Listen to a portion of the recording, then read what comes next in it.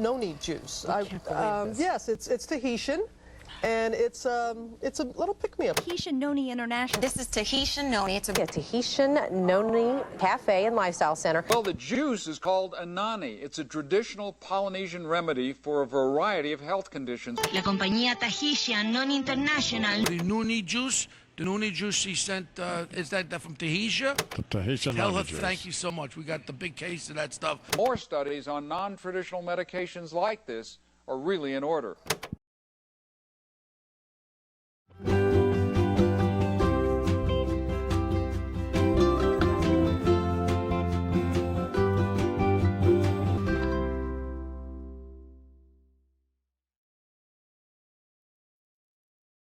So in some circles, I'm known as the father of superfoods. But that really came because I'm known as the father of noni. Discovered, I'm gonna say, I didn't discover it because it was discovered long before me, but I was the person who brought noni to the marketplace.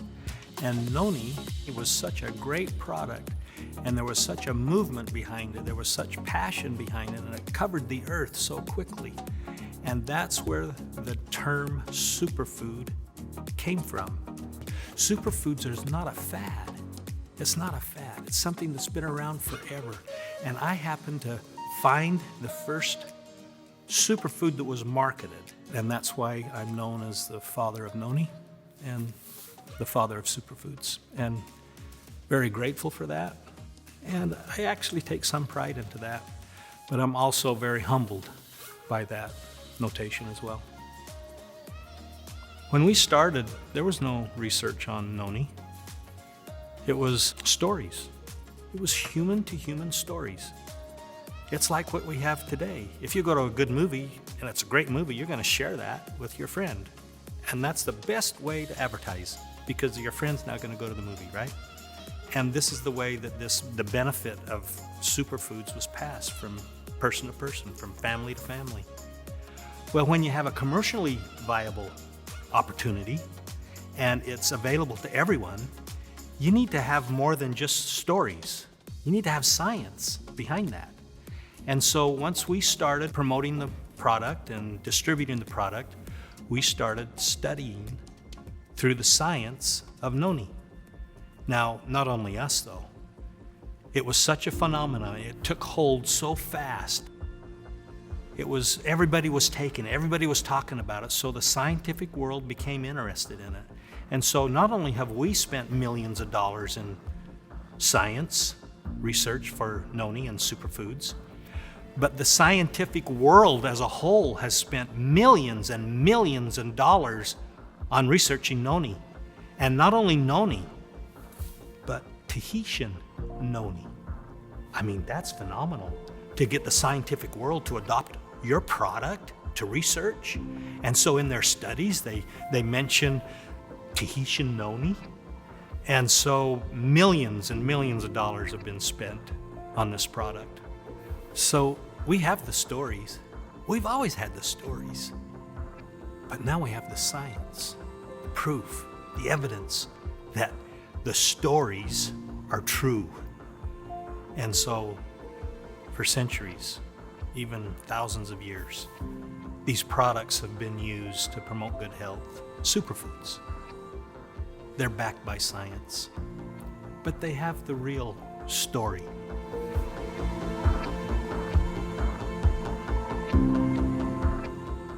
As a food scientist, I could develop foods anywhere, in any laboratory. And that's where most of them are developed, is in a laboratory, and they're using ingredients from here and there. And over the last decades, we've been conscious about some of those ingredients that we take into our bodies. But the interesting thing is in Tahiti, it's like heaven's laboratory. And so before organic was organic, we were doing this organically. This comes from nature. It's from the pure, pristine, beautiful nature of French Polynesia. You couldn't get any better than that. It's right in the middle of the Pacific Ocean. Some of these islands aren't easy to get to. I know. I've been to them and they're hard to get to. This is nature's best. This is beautiful, pristine. Pesticides? No. This is out in the wild, grown naturally. GMO? No. None of this stuff that we're really conscious about now that's found in the laboratories and found in most products that are on the shelf. Not in Noni, because we bring it from the tree to your doorstep. You hear of non-GMO, you hear of organic or non-pesticides. All this is very popular and very important to us today. But before that was popular, we were doing it 30 years ago. This is who we are.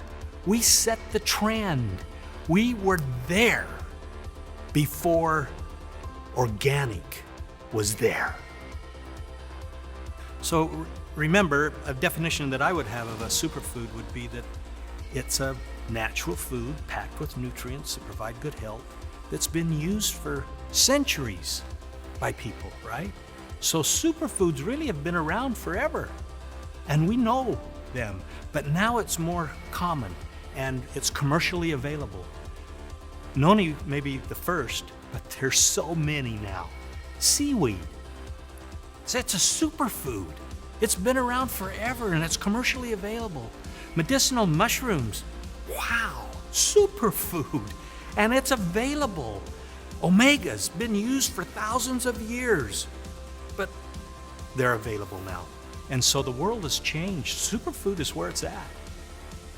If you're a young kid and you're really moving forward, superfood is where it's at. That's where you need to be because it's natural. It's organic. It's now, and it will provide good health. So let's live good. Start with Noni.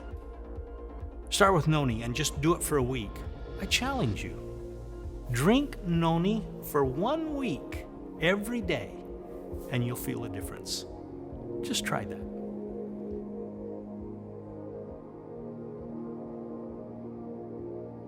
I want you just to tell me what you think of when you hold that bottle in your hand. I'm just looking at the flashes.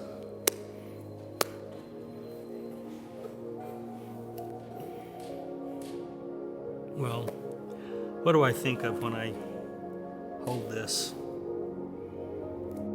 I think of history, of heritage, legacy, of newness, of creation, of nature and natural.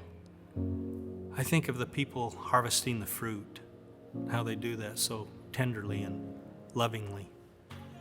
I think of the whole culture of Polynesia, how it's wrapped up into this wonderful thing, and how it's going all over the world, to mothers and to fathers, to children, to grandparents, everywhere, to make their life a little better, to just enrich their life. How it's so easy to share, and yet so beneficial to those who take it every day. And so, when I take a hold of that bottle, I think of such a great life that I've had, that I've put in a lot of work for that, but how wonderful it's been, really.